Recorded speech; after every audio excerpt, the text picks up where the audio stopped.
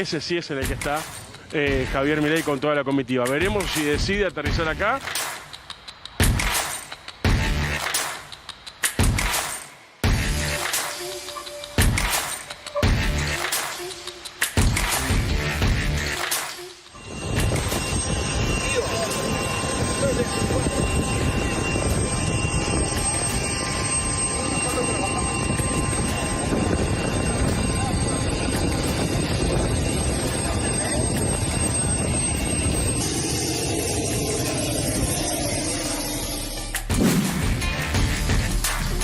Acá trae loco, Caro.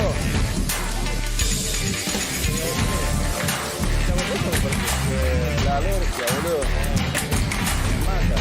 Estuve alergia, estuve 3 días sin venir porque... Producto de la conflictividad para traer este proyecto para intentar privatizar la empresa. Bueno, como nada nuevo que los argentinos no sepamos, ¿no? Igual que en los 90 se la dan a sus amigos, a sus novios, sus mandantes, y nos quedamos con el país con la 8ª extensión territorial del mundo. Ya no explotamos nuestros mares, nuestros ríos, tenemos una red ferroviaria muy complicada, la red carretera y la logística complicada, y ahora aparentemente la decisión política es entregar los cielos, así que... Para eso le pagan realmente. Bueno, fundamento, reducción personal, fundamento de la... Y ahora se van, se levantan y se van. Son tan básicos, realmente son tan... ¿Por qué no se sientan y escuchan un poco? Escuchen, ahora empiezo, tomen nota. Tomen nota, yo sé que les cuesta sumar, yo sé que suman con dificultad, muchachos y muchachas, tranquilo.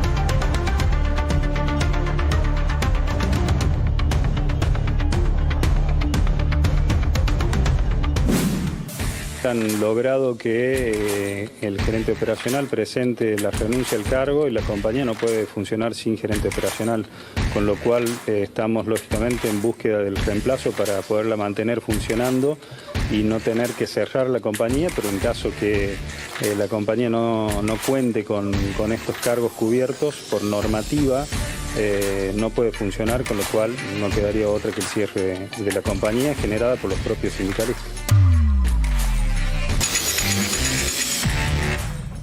Muy buenas noches a todos, bienvenidos a la noche de 24, bienvenidos a MMC. Ya vamos a hablar en un ratito del presidente Javier Milei en Córdoba con el gobernador Yarlora Llora, en medio de los incendios después de su regreso y su paso por Wall Street y por la Asamblea de Naciones Unidas. Pero el gobierno ha decidido, esta es una medida de último momento, ha decidido prorrogar la primera etapa del blanqueo un mes más. Esto finalizaba ahora a fines de septiembre y el gobierno ha decidido prorrogarlo un mes más hasta fines de octubre, la etapa del blanqueo en la cual se puede ingresar con dinero en efectivo, con dólares en efectivo o pesos, y no pagar ningún tipo de punitorio ni multa con montos de hasta $100.000. En el caso de que eso se mantenga un mes dentro del sistema financiero.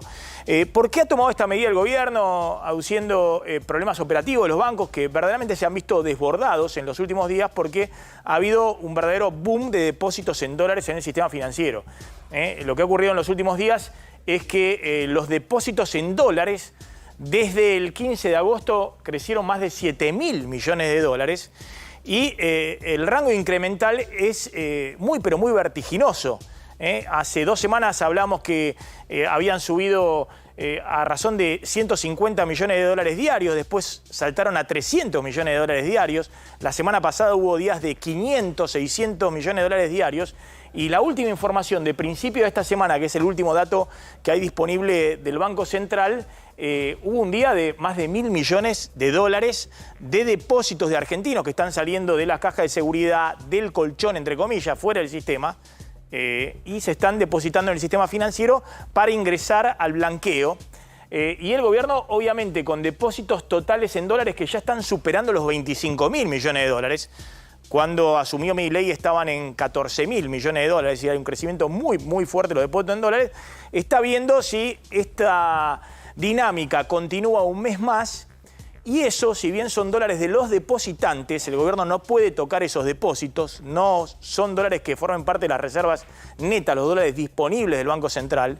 La mitad de los depósitos se encajan en el Banco Central y forman parte de las reservas brutas, pero el Banco Central, en teoría, no puede tocar esos dólares que están ahí a la espera de que el depositante vaya y los retire. Pero ojo que para el gobierno le puede generar un círculo virtuoso si los bancos empiezan a prestar a los exportadores esos depósitos, lo que se llama prefinanciación de exportaciones, venden los dólares al Banco Central, el Banco Central le da pesos, con esos pesos le prestan al exportador y es una especie de adelanto de exportaciones, y esos sí son dólares que pueden mejorar las reservas, que es lo que necesitan en este momento el gobierno. Que las reservas del Banco Central, que están en menos 5.000 millones de dólares negativas, en algún momento empiecen a crecer y aparezcan efectivamente estos dólares en la economía, en la reserva del Banco Central y también en el movimiento económico. Es decir, el gobierno está apostando que, así como se blanquearon y están sin riesgo o sin temor de los depositantes poniendo el depósito en dólar en el banco, que eso se use para comprar inmuebles, para la construcción, incluso ha habilitado tarjeta de débito para mover el sector de bienes durables, es decir, que eso empiece a volcarse a la actividad económica y empiece a mover el engranaje de esta economía. Por eso reiteramos, la noticia de último momento es que el Ministerio de Economía ha anunciado que prorroga un mes más, hasta fines de octubre, la fecha en la cual aquellos que tienen dólares en el colchón pueden depositarlo en los bancos y hasta 100.000 dólares no pagar ningún tipo de punitorio. Ya me están llamando del móvil porque está Alejandro Pueblas en Córdoba, donde hoy estuvo el presidente Javier Milei. Desde el regreso, después del regreso y su presentación cual profeta del liberalismo o de la doctrina libertaria, denunciando que la ONU iba hacia el comunismo junto con gran parte de los países desarrollados. Ahora vamos a hablar en un ratito, porque el presidente hizo esa declaración muy fuerte en la ONU, en su rol, insisto, más ideológico de profeta global, y la respuesta de Wall Street hasta ahora ha sido: bueno, queremos ver qué pasa con el plan económico, así que en un ratito vamos a contar qué le está pidiendo Wall Street, los inversores, los que pueden traer los dólares de afuera a la Argentina, al gobierno argentino, y que hasta ahora no están viendo dentro del programa económico. Pero vamos a Córdoba, porque evidentemente el presidente tomó nota de que había una agenda más terrenal, más de lo que está pasando en la provincia de Córdoba en este momento con los incendios, y por eso hoy apareció junto al gobernador Yarlora, sobrevolando las áreas afectadas. Alejandro Pueblas, ¿qué tal? ¿Cómo estás? Maxi, ¿cómo te va? Buenas noches. Como bien decías, estuvo el presidente, pero quedó un gusto agridulce con los bomberos voluntarios. Hicieron un cordón, se preparó todo para que el helicóptero del presidente descienda donde estaba en la base de operaciones, una de las principales que se armó en Capilla del Monte. Se acercaron muchas personas, incluso con banderas de Javier Milei, carteles, muchos apoyando y otros obviamente en contra en otro sector, pero estaba todo dado para que descienda el helicóptero del presidente. Bueno, nada de eso pasó, no estuvo ni cerca de descender. Muchos dijeron que era una decisión pura y exclusivamente de él. Si él decidía hacerlo, obviamente iba a poder descender. Los bomberos voluntarios se formaron, hubo toda una formación adelante de todas las unidades a la espera de que el presidente decida descender ahí, aunque sea saludarlos. Bueno, todo eso no sucedió, por eso el sabor agridulce de la recorrida del presidente. Ahora, yendo al lado político, es una imagen que Yarlora esperaba, también mostrar que el gobierno nacional en este momento de catástrofe ayudó a la provincia de Córdoba, como con militares. Sí, estaban las fuerzas militares asistiendo a bomberos voluntarios, yendo también a los lugares para desmalezar y diferentes tareas y abasteciendo con alimentos a muchas de las personas que se acercaban a tratar de ayudar a apagar las llamas. O sea, muestran un gobierno nacional presente, pero Maxi, el sabor agridulce es que quedaron formados en ese lugar los bomberos voluntarios a la espera de que baje ahí. Se preparó una base especial de telecomunicaciones del ejército, prepararon motos, hubo todo un cerrojo, aproximadamente 120 metros a la redonda, estaba también la división de explosivos, los perros, todos, pero bueno, no decidió bajar en ese lugar el presidente, decidió solamente patrullar y volvió rápidamente a Buenos Aires. A ver si aporta algo Javier Calvo respecto a este tema. Sí, no hay información oficial de por qué no bajó a saludar a los bomberos, que efectivamente lo estaban esperando. Sí, el presidente mantuvo una reunión, incluso hay esa imagen que estamos viendo superior, con Guillermo Franco, con Karina Milei, con el ministro Petri de Defensa, con Patricia Bullrich de Seguridad y con Martín Yarlora, el gobernador de Córdoba, con el que recorrió en el helicóptero las zonas complicadas del fuego, pero todavía no hay ningún tipo de información oficial de por qué no bajó. Tampoco sé si la va a haber, hice alguna consulta y no hay respuesta para explicar por qué esa falta de empatía con los verdaderos héroes de estas situaciones, que son los que combaten al fuego. Se esperaba que pudiera... En Córdoba estaba la expectativa. Se ve que el presidente no tenía esa expectativa. Si no, la hubiera cumplido, quiero pensar, ¿no? Bien, Alejandro, cerrás desde ahí. Lo que decían Maxi por ahí es que era pura y exclusiva decisión del presidente. Si él decidía hacerlo, estaban dadas las condiciones para que lo haga y para que salude a los bomberos voluntarios. Bueno, se ve que no, o por ahí no le informaron esto al presidente. No sabemos qué pasó por menores. Lo que sí es que los bomberos voluntarios formaron y que fueron aplaudidos por todas las personas que estábamos ahí, incluyendo los periodistas, y cada uno volvió a su puesto de trabajo a seguir apagando las llamas. Clarísimo, Alejandro. Muchas gracias. Alejandro Pueblas desde Córdoba. El gobierno tiene dos frentes abiertos desde el punto de vista político presupuestario. Uno ahora vamos a contar. Hoy estuvo el secretario de Transporte en Diputados, hablando del caso Aerolíneas, que es un frente abierto con los sindicatos aeronáuticos. Y tuvo algunas frases fuertes respecto a que no había gerente operativo en Aerolíneas y si no conseguían un gerente operativo, la compañía podía cerrar. Bueno, algo que ha generado mucha tensión, obviamente no solamente con los sindicatos, sino también con los gobernadores, con las provincias y demás, donde Aerolíneas es un motor principal de la actividad económica, ¿no? En algunas provincias, por ejemplo, Neuquén, que está volando con vaca muerta y que necesita una conectividad, o la propia Córdoba, donde hay vuelos también de las low cost, pero Aerolíneas tiene un tráfico principal. El otro tema es el presupuesto universitario. Hoy hubo desde la Casa Rosada distintas señales de que Milei finalmente va a vetar el aumento del presupuesto universitario. Sí, ya está firmado. En la Casa Rosada lo que aseguran es que ya está firmado el veto. Va a vetar lo que decidió el Congreso de aumentar el presupuesto para las universidades. Lo que están recalculando es en el momento que se va a oficializar, es decir, ¿en qué momento lo van a publicar en el boletín oficial? ¿Por qué? Porque está previsto para el miércoles próximo una marcha universitaria, en principio convocada por la CONADU, por la Confederación de Gremios Docentes de Universidades, a la que se sumó ahora el Consejo Nacional Universitario, Interuniversitario, y otras, y ya las universidades empiezan a hacer convocatorias para esa marcha. Y entonces el gobierno dice, bueno, como la discusión que está encargado Santiago Caputo del tema es por la paritaria docente, arreglemos la paritaria docente y dejémoslo sin una bandera para esa marcha. No le sumemos además el veto a la ley de financiamiento universitario.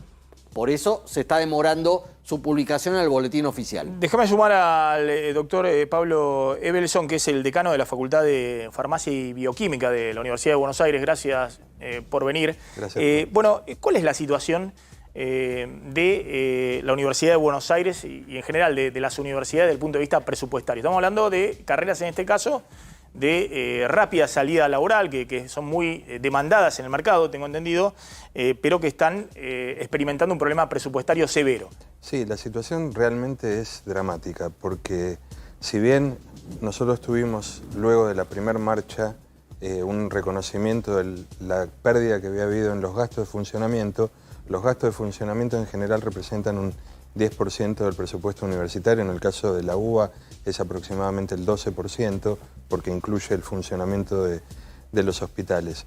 Pero obviamente toda la pata salarial quedó relegada y sin la discusión, y los sueldos de los docentes y no docentes están con pérdidas que van desde el 50 hasta el 35% del poder de compra, y los estratos más bajos, que son la mayor cantidad de los docentes y los no docentes, en algunos casos están ya por debajo de la línea de la pobreza. Entonces, eso es un combo bastante explosivo, además de que todas las obras de infraestructura de las universidades públicas, todo el sistema de ciencia y técnica está sin recibir un solo peso, y en facultades como las nuestras, donde se realiza mucho componente de investigación dentro de los laboratorios, la situación, ya le digo, es muy ¿Cuál muy es compleja. el sueldo de un docente en la Facultad de Farmacia?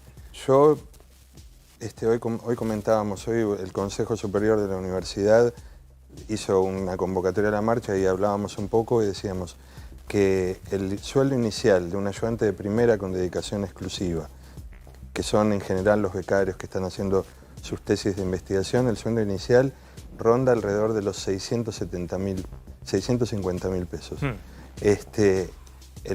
La categoría más baja del personal no docente, que tiene que cumplir 15 horas y requiere 35 horas semanales y un título secundario, el sueldo inicial son alrededor de 420.000 pesos por mes. Entonces, claramente, eso es lo que estamos perdiendo, porque son la gente que se está formando, son los que van a formar parte.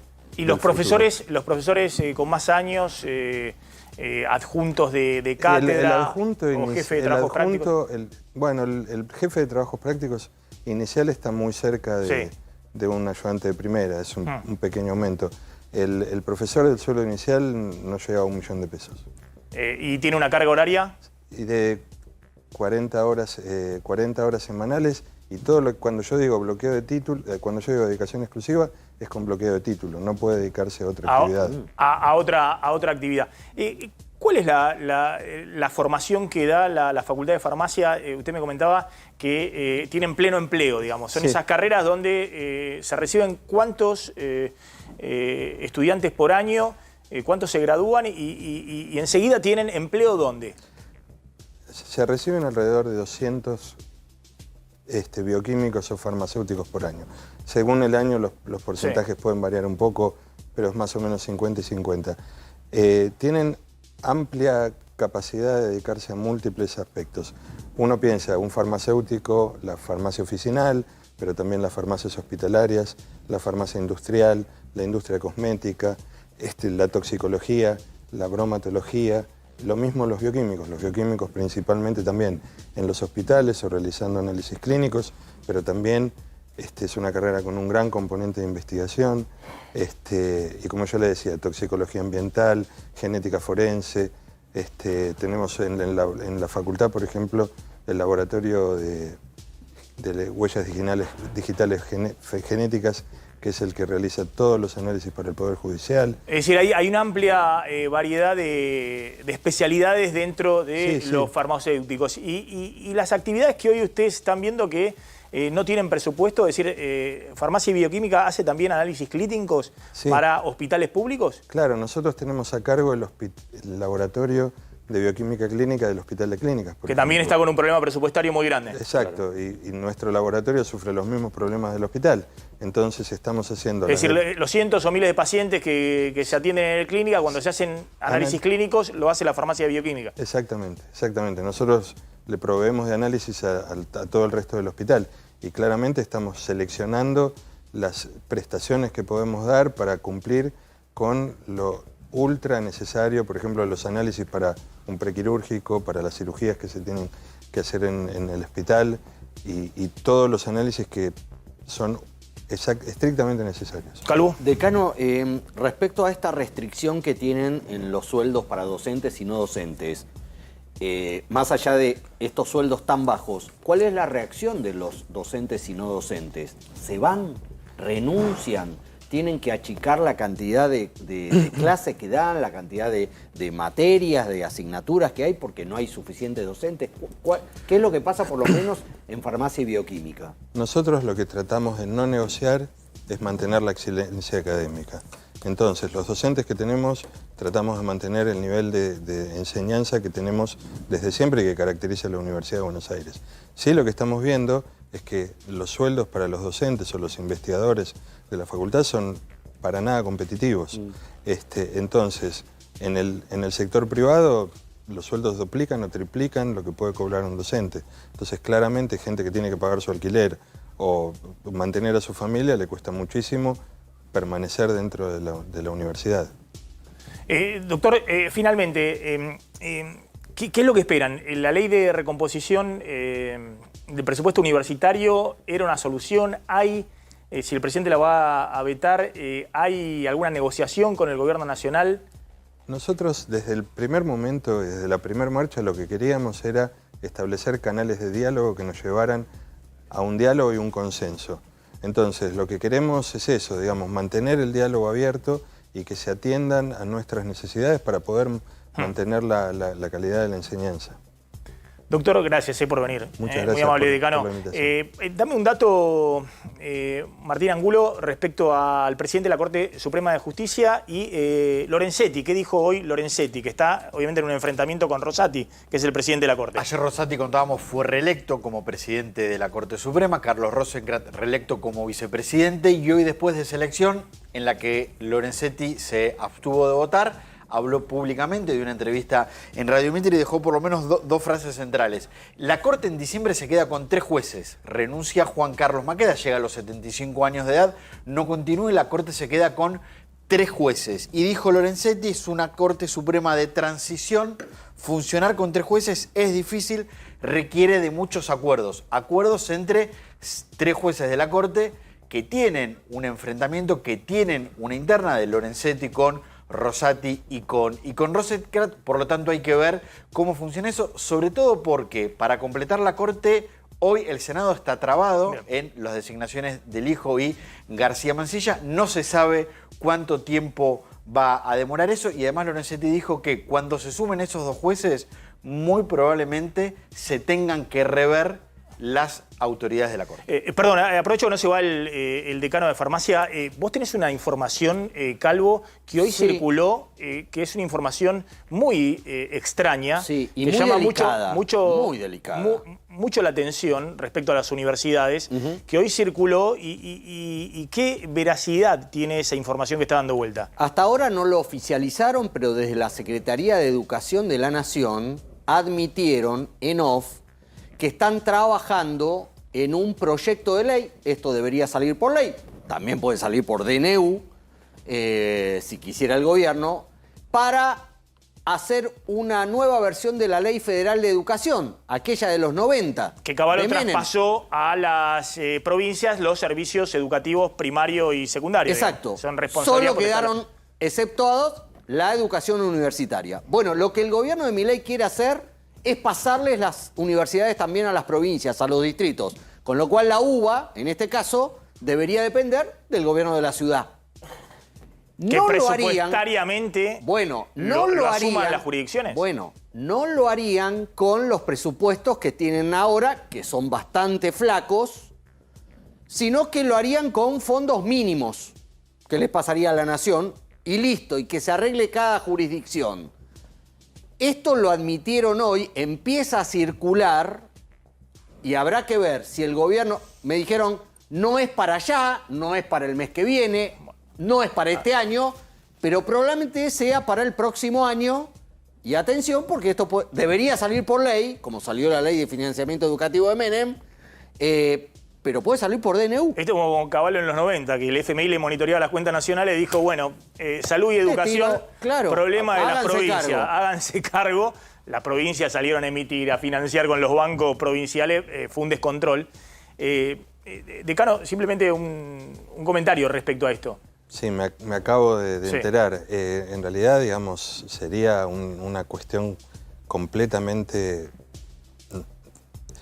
sorprendente que se tomara esta decisión porque cambiaría un poco todo el sistema universitario, porque está todo organizado y todos los organismos, no solo lo presupuestario, sino todos los organismos de educación dependen directamente de la Nación. Claro. Entonces entiendo que la Secretaría de Políticas Universitarias es algo que depende solo de la Nación, entonces tendría que hacer un completo rediseño del sistema. Le agrego un condimento más. El gobierno, en esto de pasar fondos mínimos, habilitaría a través de esa medida que las universidades puedan empezar a arancelarse. Es decir, que empiecen a cobrarle a sus alumnos para tener financiamiento. Porque el Estado Nacional ya dependa de cada jurisdicción y que puedan habilitar obviamente para hacer eso se necesita una ley. Bueno. Y hay que ver si hay consenso y demás.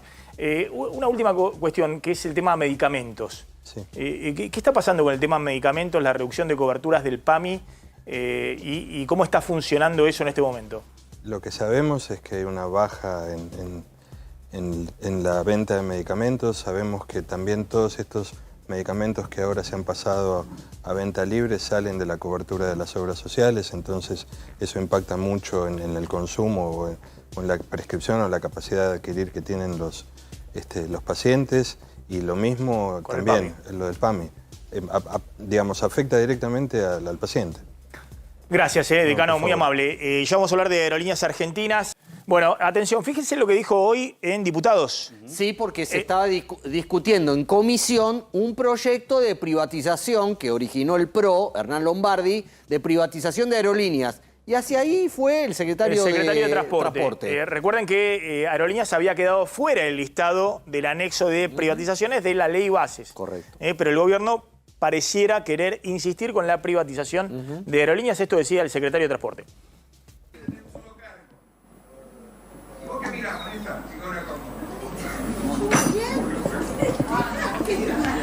Responde tranquilo y cerrado. Para eso le pagan realmente. Bueno, fundamento, reducción personal. Fundamento de la... Y ahora se van, se levantan y se van. Son tan básicos, realmente son tan... ¿Por qué no se sientan y escuchan un poco? Escuchen, ahora empiezo, tomen nota. Tomen nota, yo sé que les cuesta sumar, yo sé que suman con dificultad, muchachos y muchachas, tranquilo. Tranquilo. Sí, dale, sí. Sí. Con respeto, diciéndonos cobarde, mentiroso, nos trataron de todo hoy, ahora exigen respeto. Buenísimo, dale. Tomen nota, escuchen los fundamentos. Bueno, eso es intrascendente, digamos, es parte del folclore de los cruces y demás. Vamos a lo que dijo el secretario de Transporte y analizamos fuera un poquito. de la comisión. Claro, esto dentro de la comisión, fuera de la comisión. ¿Qué decía el secretario de Transporte? Más contundente.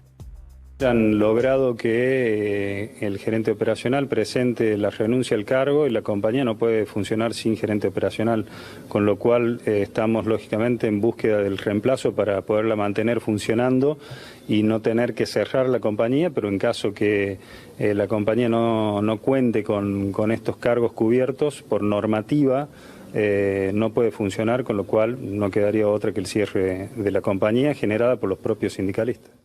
Esta declaración del secretario de Transporte hizo mucho ruido en el día de hoy, obviamente acrecienta la tensión con el sindicato. Exactamente, que estuvo marchando, estuvo haciendo un acto de protesta en las afueras del Congreso por la reunión de la comisión, donde empezó a analizarse hoy, entre varias comisiones, el proyecto de ley para privatizar Aerolíneas Argentinas, y generó, obviamente, un ruido en los gremios que ya están en pie de guerra con el gobierno, aunque levantaron las medidas de fuerza. No hay más paros, no hay más asambleas. Por ahora, pues se vieron que el horno no está para bollos, pero indudablemente tomaron nota de que hay una decisión política del gobierno de avanzar con resolver el tema de aerolíneas como sea.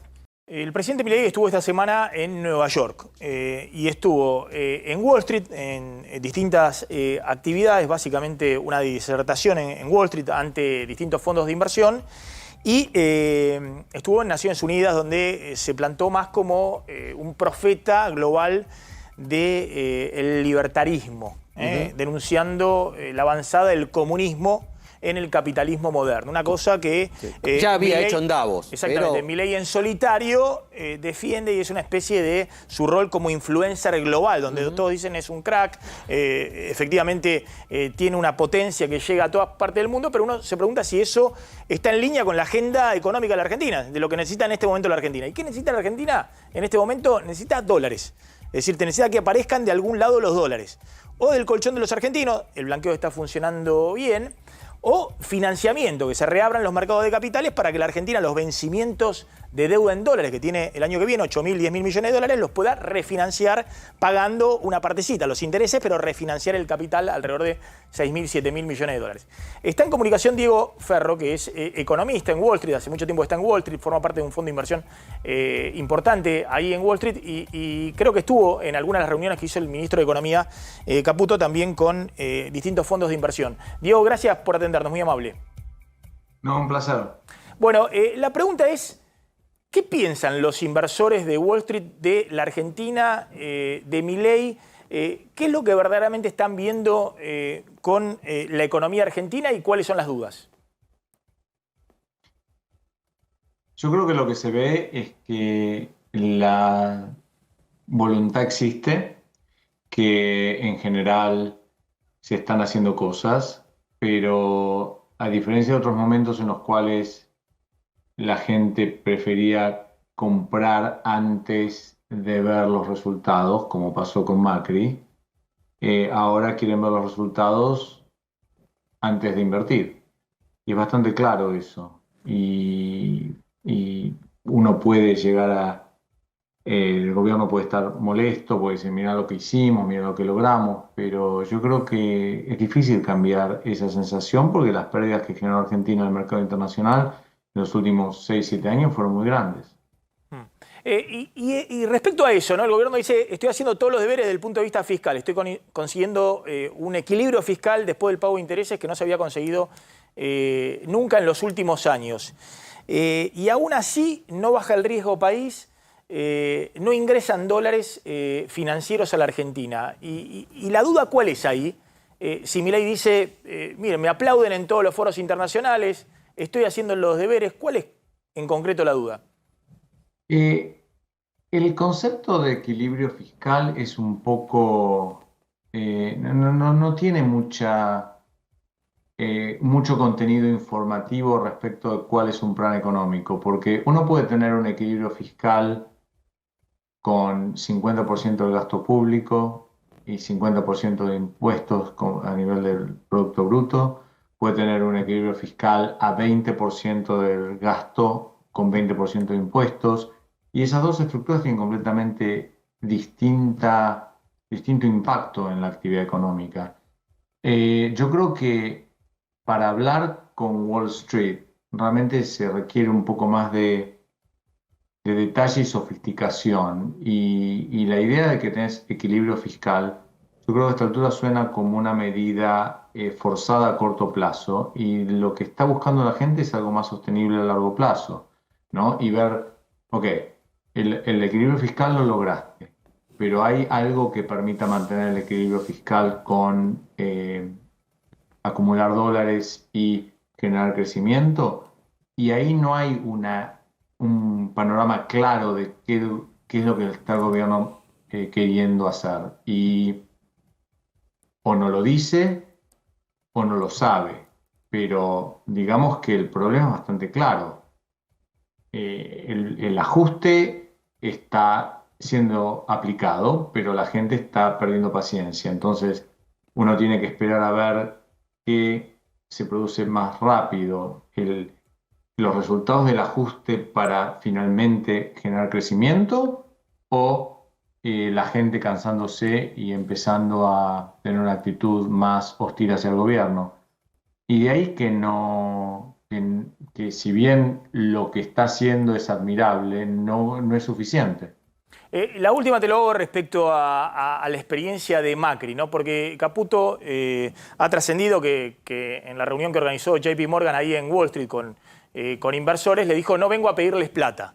En su momento sí fue a pedirles plata. La Argentina colocó en 2016-2017 $70.000 millones en los mercados de capitales, en los mercados de crédito internacionales. Es decir, le prestaron efectivamente una cantidad de dólares única en los mercados emergentes en 2016-2017 al gobierno de Macri. Hoy hay dudas respecto a la capacidad que tiene de generar dólares la Argentina, a su esquema cambiario, o es porque ya se quemaron con Macri, a Milei hoy no le van a soltar los dólares hasta que esté mostrando resultados con reservas en el Banco Central. Yo creo que son los dos problemas. O sea, yo sigo viendo el tema. La estructura cambiaria argentina no tiene ninguna lógica. Hasta cierto punto, si uno quiere mantener un tipo de cambio desdoblado, quizá lo que dice Cavallo tiene más lógica, tener un cambio financiero y un cambio comercial, pero tener distintos tipos de cambio y esta sensación de cepo, al mismo momento en el cual el presidente y el ministro de Economía van y dicen que está todo bien, y que hay que confiar en la Argentina, pero no podemos sacar el cepo porque si no se desarma todo. Claro. Hay una inconsistencia que o sea, convengamos, es admirable lo que se logró y ojalá se mantenga, pero no hay una idea global a mediano y largo plazo de cómo se sostiene el programa. Y hay muchos avances en todo lo que sea microeconómico con el ministro Sturzenegger. Hay un montón de cosas buenas que están pasando que, en retrospectiva, ojalá hubieran pasado con el gobierno de Macri cuando entraron $70.000 millones porque no habría ningún problema. Pero esa plata entró y fue perdida. Entonces, ahora la gente dice: mira, me parece bárbaro lo que decís, me parece bárbaro lo que estás haciendo. Ahora bien, quiero ver un poco más del plan para asegurarme que es exitoso, porque realmente hasta ahora, lo que hiciste hasta ahora funcionó, pero parece ser la primera etapa del plan a nivel macro. ¿Ok? Me tenés que demostrar que podés crecer, me podés demostrar que podés generar dólares, y el decirme que el equilibrio fiscal es la solución, digamos que el equilibrio fiscal es la condición básica inicial, pero hay que tener equilibrio fiscal, pero después tener medidas como para poder remover el cepo, generar dólares y crecer. Y realmente, por lo menos yo no escuché nada de eso. Y yo creo que la gente de afuera está tranquila. O sea, no es que faltan oportunidades de inversión en el mundo. Argentina tiene precios bajos y es una buena inversión, pero sinceramente mucha gente perdió su trabajo por Argentina en los últimos años, con lo cual yo creo que ahora van a esperar a ver signos bastante más claros antes de invertir. Diego Ferro, gracias, muy amable, como siempre, ahí planteando cuál es un poco la visión de Wall Street. Hace muchos años que está ahí en Wall Street como economista, en un fondo de inversión, y obviamente viendo la visión que hoy hay en Wall Street, ¿no? Donde lo aplauden a Milei, pero le dicen: no vengan a pedir dinero, financiamiento de nuevo, primero muestren que tienen capacidad de generar los propios dólares en el país, y después van a empezar a llegar las fichetas de la inversión extranjera. Nos vamos volando la tanda. Cuando volvamos, atención que Milei pisa el acelerador del punto de vista electoral político, con acto el fin de semana. El sábado, exacto. Tanda y volvemos. Bueno, atención, Milei pisa el acelerador en campaña. Sí, no sé si es el mejor momento, no sé si tiene timing político este momento. Falta un año, están pasando cosas, ¿no? Sí. El ajuste, el impacto. Sábado, este acto, ojo, mañana se va a dar a conocer el índice de pobreza del INDEC. Del primer semestre. Del primer semestre, que no va a dar bien. No, va a aumentar. Va a dar muy mal. 48 horas después es ese acto, para celebrar en Parque Lezama la personería jurídica, la personería legal de La Libertad Avanza como sello nacional. Y hay un poquito de inquietud en un sector del gobierno sobre que eso sea mal tomado, como el asado en Olivos o como la cadena nacional del presupuesto 2025, ¿no? A 48 horas del índice de pobreza que va a dar mal. Y se agrega otra intriga, otro momento ríspido en un sector del gobierno, que es que Javier Milei va a participar este domingo del programa de Susana Jiménez. Esto lo confirmó, todavía no lo confirmó oficialmente el gobierno, como ya pasó en su momento con Susana, que confirmó que iba a haber cadena nacional antes del gobierno. Esto lo confirmó, podemos decir, la primera dama. Escuchen. Bueno, ¿qué más les digo? Cosas lindas. Ay, tengo una primicia, dicho sea de paso, ¿eh? Tanto que preguntaban y preguntaban y preguntaban cuándo iba a ser la entrevista de Javier con Susana Jiménez o cuándo Susana le iba a hacer la entrevista. Mañana. Ay, a ver la music de Susi. Solo hay una mujer y una diva total. Y una mujer.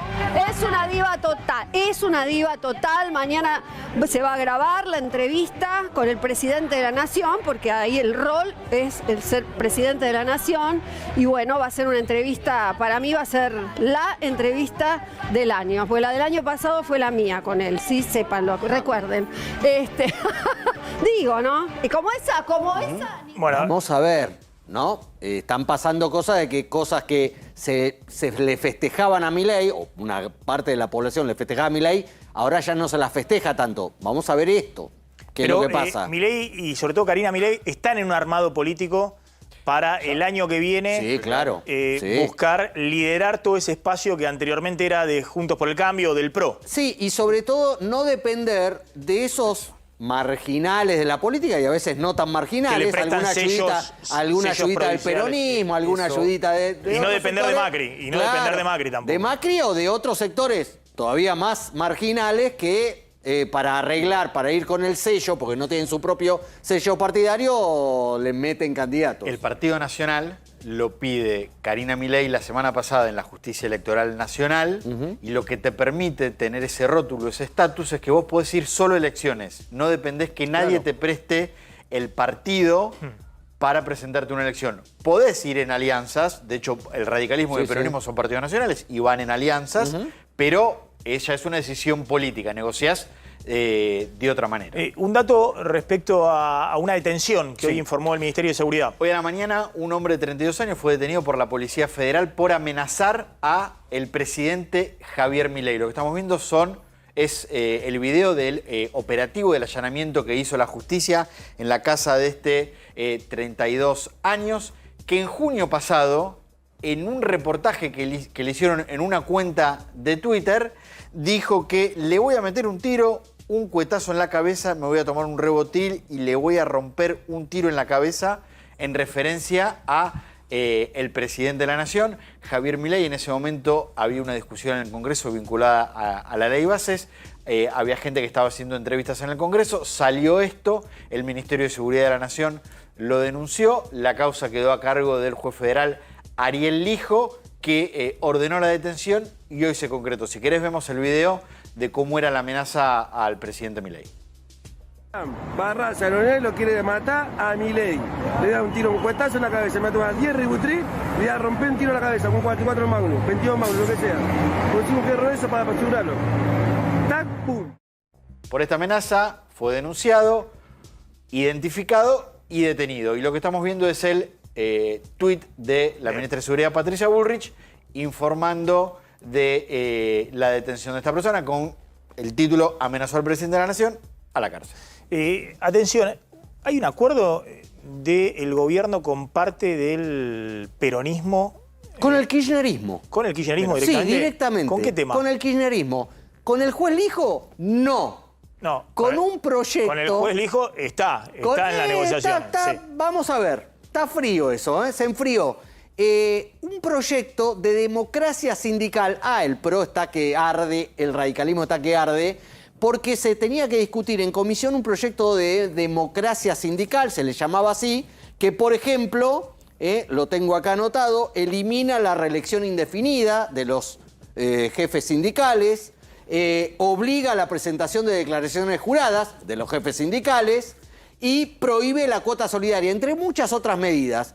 Pero Guillermo Franco, Daer, Andrés Rodríguez, Gerardo Martínez, se pusieron de acuerdo y de repente La Libertad Avanza en el Senado dejó de apoyar ese tratamiento en comisión en coincidencia con el bloque de Unión por la Patria, pro-sindical, claro. Y de repente esa iniciativa no se trató.